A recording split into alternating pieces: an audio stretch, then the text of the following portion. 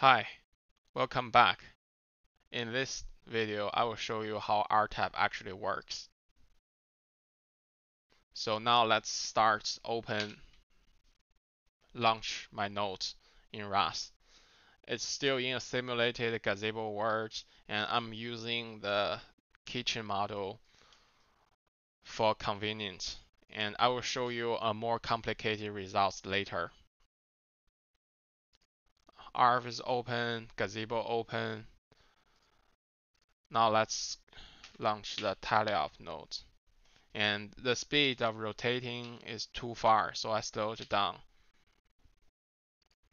Then open the RTAB-map node. Okay, it's working. So now let's drive the robots so it could start to create SLAM results.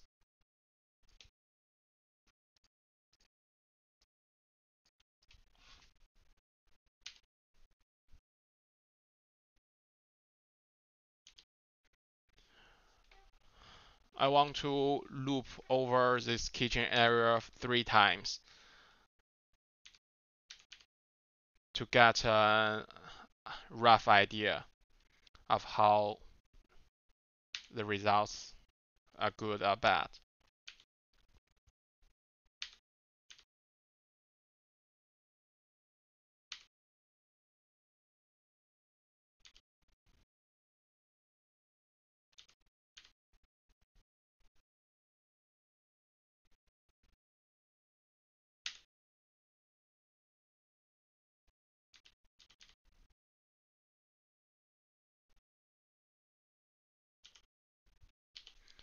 Actually, let me slow down the speed even more so we can do it. We can see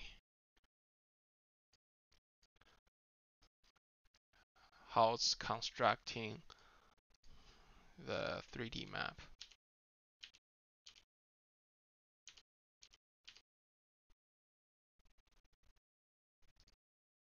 Hello. Okay.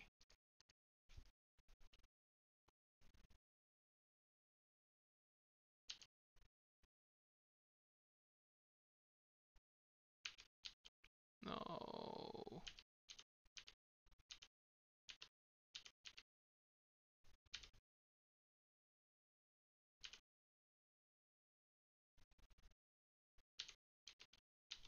Okay. So the blue line is the trajectory the robot think he went through, and the red lines are where he thinks the loop closures happened.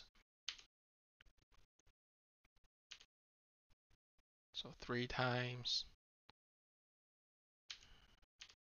this area.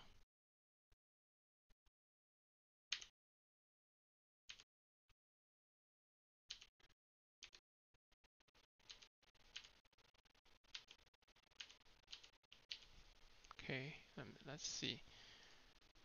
Okay. And I want the robots rotate so it could create the dining table or bar. Okay, let's rotate.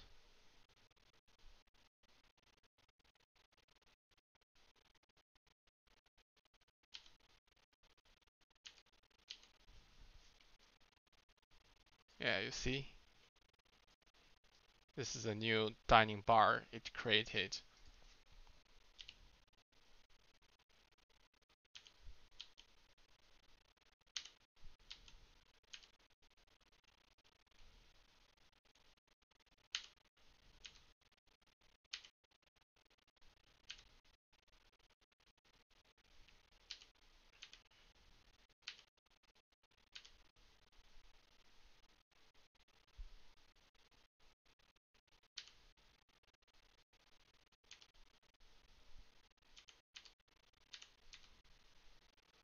See, the camera is working from here. And I want this path to create the other side of the dining table.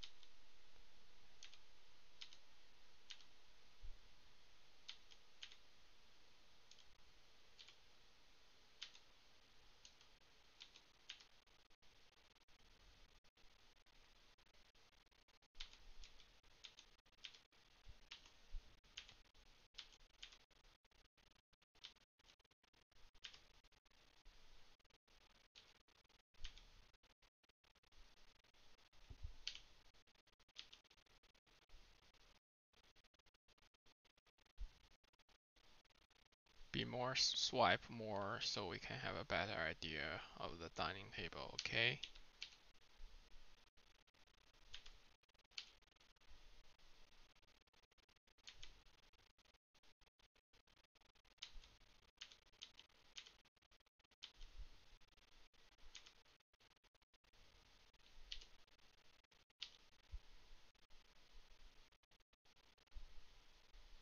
More detail.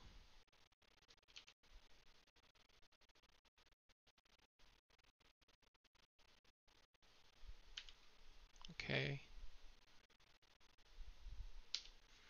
Okay. So as you can tell, it's creating a pretty decent surroundings with 4 times run, and yeah, compare with the actual environment. The map of this environment are kind of hard to generate because there's no end on this area. But you will see a better one when I show you a more complicated results. Okay, so now I think we are good. So let's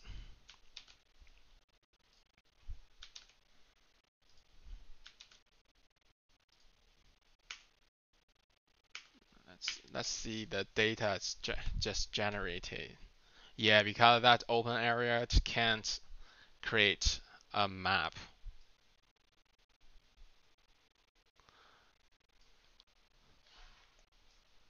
So on the left hand side, you will have your 2D grid map in all of its updated iterations and the path of the robots. In the middle, you have different images from the mapping process. Here you can see all of the features from your detection algorithm. They are in yellow. See more, find more. Okay.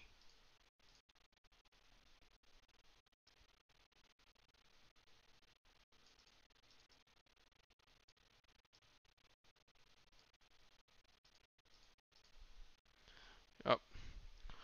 And you may ask, what's the pink? The pink indicates where two images have features in common, and this information is being used to create the neighboring links and loop closures. Finally, on the right, you can see the constraint view. This is where you can identify where and how the neighboring links and loop closures are created.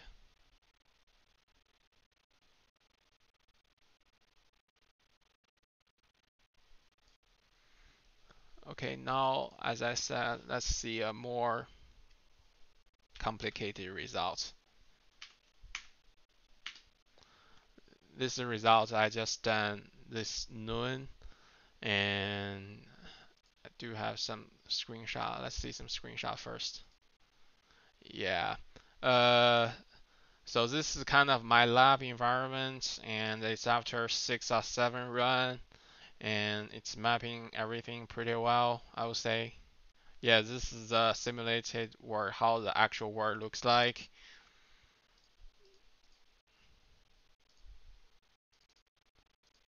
And let's see. This is a slammed result, and this is actually the actual look. Okay, more. So yeah, you can see the localization is still having trouble to be precise enough because we're clearly far away from this human body, and in STEM I think pretty close. But I think if we run a little bit more loops, it will decrease the noise. It's how the actual world looks like. Again, the red is the detected loop closure, and the blue is the trajectory he think he went through. All the features are created. Okay, so yeah, and more about yeah. So because I run 7 times, I can generate a pretty decent 2D map. of my environment and all the neighborhoods again, features extracted and linked features in purple, and loop closure links detected.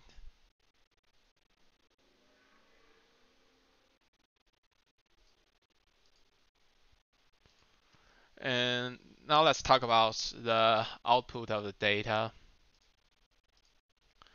You can export optimized 2D data, but I think this is not that ideal if like the variables is in a parking garage building because it has multiple floors. But again, this is either way of doing things. Yes. Okay. And we can see.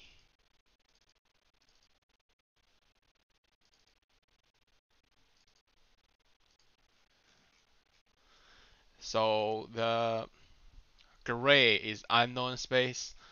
The black is uh, occupied space, and white is free space, which is pretty standard for a 2D occupancy grid map. And yeah, this is a 2D map, and if you want to generate 3D map, you can also export 3D map, but it will be in point cloud data PCD data file, which you could read later using point cloud library function PCD reader. Yep. Yeah, it's still extracting because this is relatively larger. And let's see more results about the SLAM.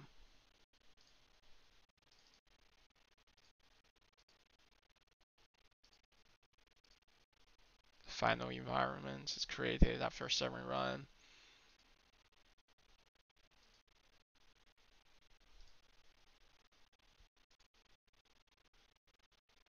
Yeah, you can save by PCD.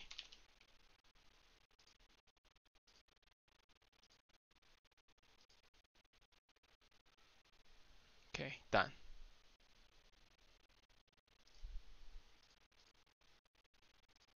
Yeah, I guess that's it. Thank you. Bye.